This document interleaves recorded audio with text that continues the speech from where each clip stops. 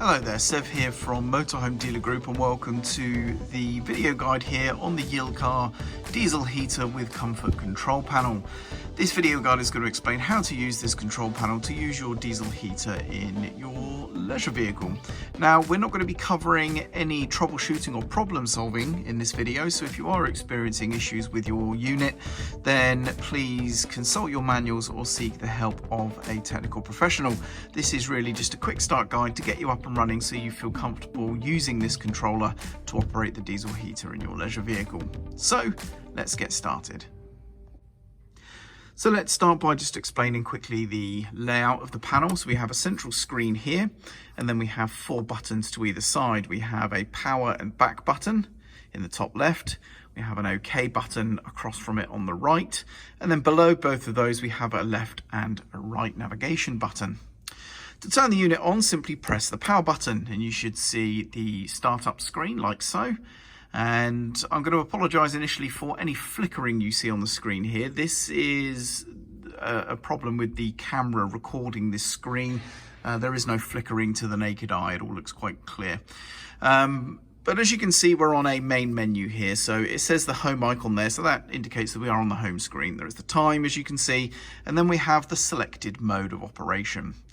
Now, this heater unit can heat, of course, using diesel fuel, but it also can just operate the fan on its own as well, and that is the ventilation mode, which looks like this.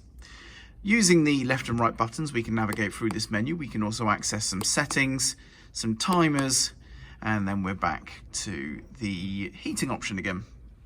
So let's explain how to turn the heater on. We're going to make sure that heating is selected in the middle of the main menu here, and then we're going to press OK. And then we come to this screen. Now I'm going to see if I can try and show you what's on the screen. It's a bit hard because of the way the screen's displaying on the camera here, but as you can see in the top left, we have a little radiating symbol. That shows that the heater mode is active. And then in the top of the white bar as well, you can also see we have a T and a thermometer. That means that the thermostat mode is active. And then in the top right, we have the currently detected internal temperature that the unit is detecting there. And then below that, we have the settings that we have chosen. Now the heater has immediately come on. The second we see this screen, after selecting heating, the heater unit is now on. Now what we're going to do is press the OK button, and then it will highlight, first of all, the temperature. This is the target temperature, which we can then modify whilst it's highlighted to choose the target temperature.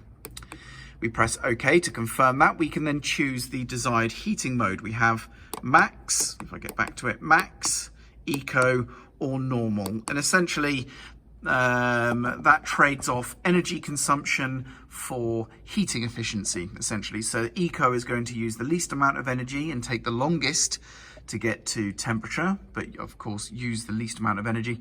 Max will use the most amount of energy, but be able to heat the van much more quickly. So you can choose that there. And then we have the duration we want the unit to run, which we can change in 5-minute increments there.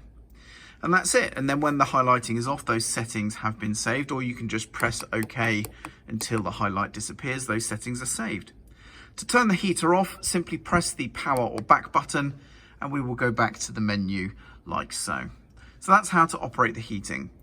Ventilation is very much the same. We press OK. And now the ventilation mode is active. You can see we have the fan here in the top left corner. Otherwise, the rest of the information is largely the same. Press the OK button. We can change the fan intensity between 1 and 3 settings there, as you can see. And then we have the duration we want the ventilation to run for. Press OK, and those settings are saved. And the ventilation mode is literally just going to turn the fan on for that power for that duration of time. There's no heating, no cooling. It is just circulating ambient air essentially. But that can be quite nice on a hot, still day, or if you're trying to, eradicate any odors or something like that, or just generally ventilate and aerate your van. Next up, we then have settings. We'll come on to those in a moment. Let's cover the timers next. So with the timers, we can press OK and we will see a menu that will look like this. Now, if you don't have any timers stored, this will be the first thing that greets you, and you can add a timer here. If I press left or right, we don't see any other information. Add is the only option we have here. So I'm going to press OK. And then we can choose the day that this timer is going to be active. So I'm going to choose Monday, for example. Then I can choose whether or not I'm setting a timer to turn on the ventilation or whether I'm setting a timer to turn on the heater. So I'm going to choose heater. I can then choose the power that I want the heater to turn on with, and then I can choose the parameters. So I can choose when the heater is going to start. So let's say we want this heater to start at 3 in the morning. I can set the minutes there. And then now we're on the stop times. This is when it's going to stop. Now if I try and set a time that's before the start time, I don't know if you can see, it's again very hard. You can see warning triangle number 3. That is basically an error saying that the stop time can't be earlier than the start time. So it's immediately put us back to the screen so that we can change that. So let's change that to 4. Once you set a valid time, the next option is choosing your desired temperature on the timer. And then you can choose whether you want that to be active or unactive. So if you choose deactive, that will save that timer. So now you can see the summary. You can see we've got a Monday timer. It's timer number 1 on Monday, and you can see the target temperature, the mode and setting, so heating mode at normal, and then the times for start and stop.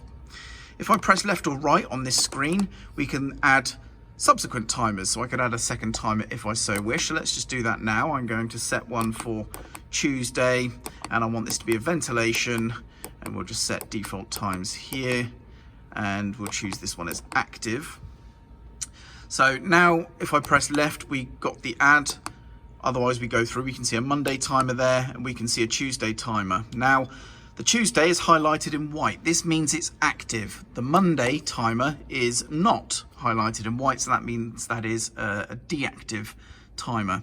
Now if I press OK on any one of these timers, I've got options of either edit or delete. Now delete is of course going to do what it says. Edit will allow me to go in here and change any of those settings as I see fit. So I could activate the timer here by going all the way through and choosing active on there, and now you can see the Monday timer is now active, and when the timer reaches on that day, it's going to of course turn on the heater or turn on the unit to those desired settings.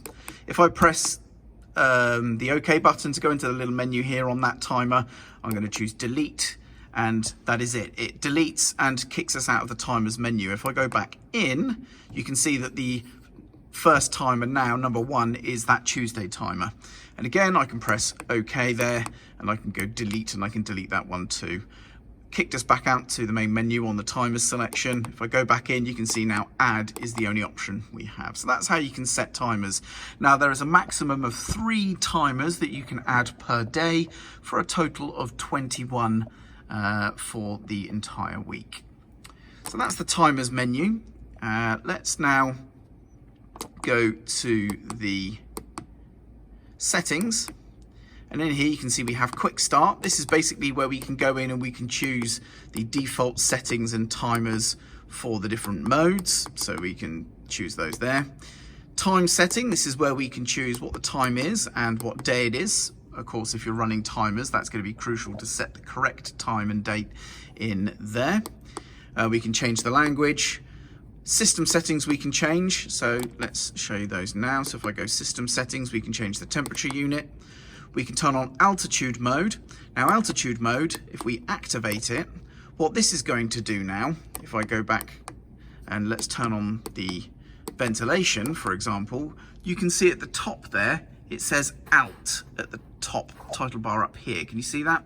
That means altitude mode is active, and what that's going to do essentially is above 1500 meters altitude, above sea level, it's going to start regulating the efficiency of the unit to account for the difference in air density, essentially. So that's what that is. So if you are going to be at altitude, I recommend having the altitude mode on to ensure that the heater is burning and running efficiently, correcting for the altitude there. Next up we have screen times. This just chooses how long the screen is on for before it times out and blanks off. We can reset all the settings there, and we can see some system info there. So that's the settings and system settings, and essentially that is it. That is the Yilkar comfort controller. Very simple. To turn the unit off, press and hold the power button and it should say the word off. There we go, and the screen will turn off. And there we go. That's how to use the Yilkar diesel heater's comfort controller. Hopefully you found this video useful. I'm Sev, and thank you very much for watching.